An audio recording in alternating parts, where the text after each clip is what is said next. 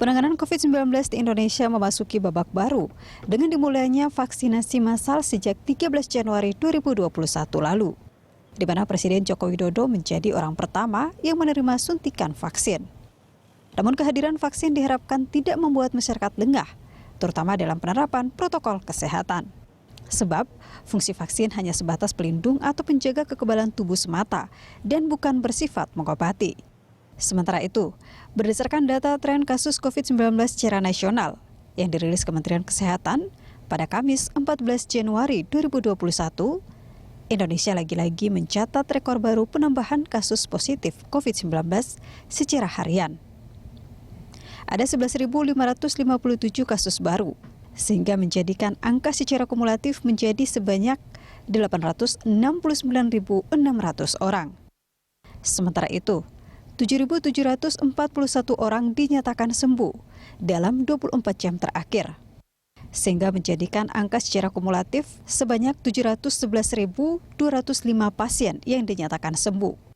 Dan korban meninggal dunia bertambah 295 orang.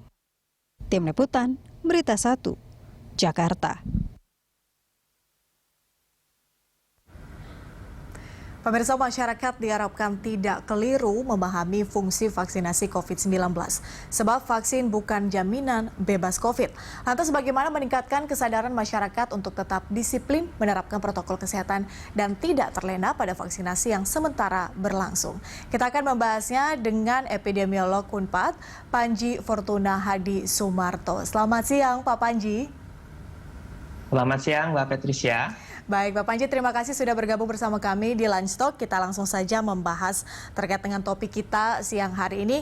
Proses vaksinasi sudah berjalan nih, Pak Panji. Anda, sebelum kita mungkin berbicara soal data epidemiologi, kemudian juga bagaimana respon atau mungkin setelah proses vaksinasi ini akan berjalan di Indonesia, saya ingin tanyakan dulu, Anda juga sebagai dokter, Pak Panji, bagaimana sebenarnya suatu vaksin itu membentuk kekebalan tubuh seseorang? Terima kasih Mbak Patricia. Sekarang vaksin itu banyak sekali jenisnya ya Mbak. Kita dengan COVID ini melihat perkembangan ilmu pengetahuan yang begitu cepat. Jadi mungkin tidak ada satu penjelasan generik yang berlaku. Tapi nggak apa-apa deh, saya pakai penjelasan generik aja ya. Bahwa prinsipnya vaksinasi yang sekarang kita gunakan adalah imunisasi aktif. Sehingga yang kita suntikan adalah materi-materi, jadi entah itu RNA, mRNA, seperti vaksin-vaksin dari Moderna, atau yang seperti kita gunakan sekarang adalah virus yang dimatikan. Jadi materi-materi tersebut disuntikan ke dalam tubuh, supaya tubuh bereaksi membuat kekebalan terhadap materi-materi tersebut. Nah, materi-materi ini kan materi-materi yang merupakan bagian dari virus atau virus itu sendiri ya, sehingga kekebalan tubuh kita yang dihasilkan atas respon terhadap material yang disuntikan tersebut bisa digunakan untuk melawan virusnya itu, Mbak. Jadi kita kebal lah istilahnya begitu. Pak Panji, apakah bisa dikatakan bahwa satu-satunya cara untuk memberhentikan pandemi COVID-19 itu adalah dengan vaksinasi? Iya, enggak. Sebelum kalau itu satu-satunya cara, kita repot dong, Mbak ya, kalau nggak ada vaksinnya kan. Nah, sebenarnya vaksinasi ini atau vaksin yang menjadi satu dari sekian banyak cara yang kita sekarang punya untuk melawan atau untuk mengendalikan pandemi. Tentu kita sudah tahu yang sebelum-sebelumnya tetap kita gunakan ini, yang 3M, sekarang udah tambah jadi 5M ya. Nggak tahu besok mungkin 7M. 5M apa tuh, Pak Panji? Mungkin bisa dijabarkan terlebih dahulu. Ya, baik. Yang 3M ini kan yang menggunakan masker, mencuci tangan, menjaga jarak, kemudian menghindari kerumunan, ini ya, membatasi mobilitas. Ini yang 5M itu. Ini cara untuk mengurangi transmisi COVID-19. Kemudian cara untuk menanggulangi juga ada yang kita lakukan, yang mungkin ini adanya di tangan pemerintah ya, yang 3T ini, testing, tracing, dan treatment atau isolasi dan karantina. Itu Mbak. Kita tambahkan sekarang komponen satu lagi, vaksinasi. Bagaimana Anda melihat penyesuaian penerapan 3T dan juga 3M? Kita bicara dulu 3M sebelum kita berbicara 5M, Pak Panji, sejauh ini. Ya, maksudnya penerapan selama ini atau nanti setelah ada vaksinasi nih Mbak? Bisa penerapan selama ini, kemudian juga nantinya setelah vaksinasi akan seperti apa Anda melihatnya? Ya, saya pikir selama ini kita masih kurang disiplin ya. Yang disiplin, yang enggak gitu. Kalau kita berjalan-jalan pasti ngelihat masih banyak yang berkerumun lah, ngerumpi barang begitu, nggak pakai masker, nggak menjaga jarak. Nah ini kita harus tingkatkan lagi. Kita masih harus tingkatkan. Kenapa? Karena imunisasi atau vaksinasi ini memang akan bisa bermanfaat, tetapi kita perlu waktu, Mbak, sampai vaksinasi yang kita gunakan ini memberikan dampak terhadap penanggulangan pandemi. Kenapa? Karena untuk itu terjadi, kita memerlukan cakupan yang tinggi, 70%, 80%, dan saya tidak tahu nih secepat apa kita bisa melakukan itu ya. Yang jelas tidak akan terjadi dalam satu malam gitu. Jadi sampai itu terjadi, 3M ini tetap harus dikerjakan.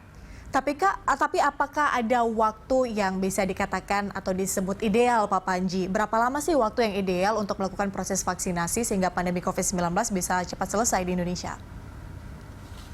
Secepat mungkin, idealnya Mbak. Secepat mungkin, cakupannya setinggi mungkin. Tentunya ada hambatan pasti. Kita kan persediaannya tidak sebanyak itu. Mempersiapkan vaksin untuk katakanlah 180-200 juta orang itu tidak mudah. Untuk mendistribusikannya juga tidak mudah. Jadi kita akan perlu waktu.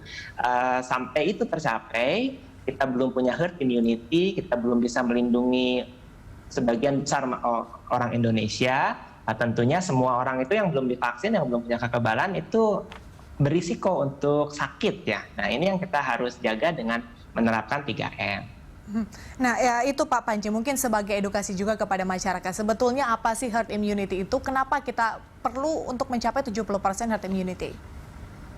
Ya, mungkin sebelum ke sana, 70% itu asumsi yang paling mudah kali ya. Pada prakteknya mungkin kita memerlukan lebih dari 70%, 80%, 90%. Nah, tapi apa itu herd immunity? Ini sering dibahas nih, kekebalan kawanan atau kekebalan kelompok. Jadi adalah kekebalan yang dimiliki oleh kelompok, Mbak. Kalau saya diimunisasi, saya bisa jadi kebal ya. Ini kekebalan individual. Tetapi kalau sekelompok orang, katakanlah 100 orang punya kekebalan, ini kekebalan kelompok. Perbedaannya, Mbak, kalau kekebalan individu kan orangnya harus diimunisasi ya. Kalau kekebalan kelompok, ini tidak harus semua orang di dalam kelompok itu diimunisasi. Cukup sebagian besar saja gitu. Nah, berapa yang 70% ini? Nah, jadi harapannya kalau 70% atau 80% itu bisa diimunisasi, yang 20% yang tidak bisa ya, bukan tidak mau nih, yang tidak bisa diimunisasi karena dia punya komorbid, dia punya penyakit autoimun, itu bisa terlindungi dari penyakitnya karena yang lainnya itu menjadi pagar gitu ya, kebal. Karena misalnya begini nih, kalau saya sakit, tetangga saya tertular. Tapi kalau saya kebal, saya tidak sakit. Sehingga tetangga saya tidak akan tertular. Karena satu-satunya penularan itu lewat saya. Kira-kira begitu Mbak, herd immunity. Jadi apa yang harus dilakukan untuk mereka yang mungkin tidak diizinkan ya dari segi kesehatan, mungkin tidak memungkinkan untuk diterima vaksin seperti itu. Apa yang harus dilakukan oleh 30% ini Pak Panji? Ya sampai mereka memungkinkan divaksinasi, ya tetap harus 3M ya, 3M, dan ini semua berlaku buat kita semua yang belum divaksinasi. Bahkan setelah vaksinasi ada pun kita masih memerlukan 3M.